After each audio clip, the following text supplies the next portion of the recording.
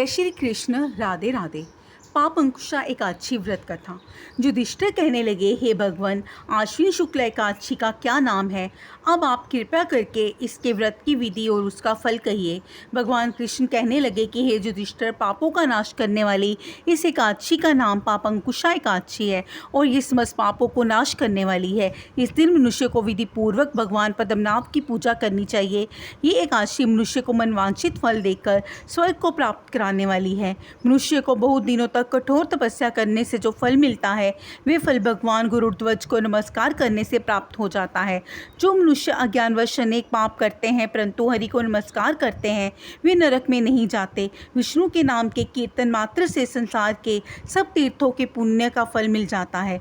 जो मनुष्य शार्ंग धनुषधारी भगवान विष्णु की शरण में जाते हैं, उनको कभी भी यम यातना नहीं भोगनी पड़ती। जो मनुष्य वैष्णव होकर शिव की और शैव होकर विष्णु की निंदा करते हैं, वे अवश्य नरकवासी होते हैं। सहस्त्रों वाजपेयी और अश्वमेध यज्ञों से जो फल प्राप्त होता है, वे एकादशी के व्रत के 16वें भाग के बराबर भी नहीं होता। संसार में एकादशी के बराबर कोई पुण्य नहीं, इसके बराबर पवित्र तीनों लोकों में कुछ भी नहीं। इस एकादशी के व्रत के बराबर कोई व्रत नहीं। जब तक मनुष्य पद्मनाभ की एकादशी का व्रत नहीं करते, तब तक ही उनकी देह में पापवास कर सकते हैं। ये एकादशी स्वर्ग, मोक्ष, आरोग्यता, सुंदर स्त्री तथा अन्न और धन की देने वाली है। एकादशी के व्रत के बराबर गंगा, गया, काशी, कुरुक्षेत्र और पुष्कर भी पुण्यवान नहीं। हरिवासर तथा एकादशी का व्रत करने और जागरण करने से ही मनुष्य विष्णु पद को प्राप्त हो जाता है। हे राजेंद्र, इस व्रत के करने वाले 10 पीढ़ी मातृ पक्ष की, 10 पीढ़ी पितृपक्ष की, 10 पीढ़ी स्त्री पक्ष की तथा 10 पीढ़ी मित्र पक्ष का उद्धार कर देते हैं। वे दिव्य देह धारण कर चतुर्भुज रूप हो, पीताम्बर पहने और हाथ में माला लेकर गरुड़ पर चढ़कर विष्णु लोक को जाते हैं।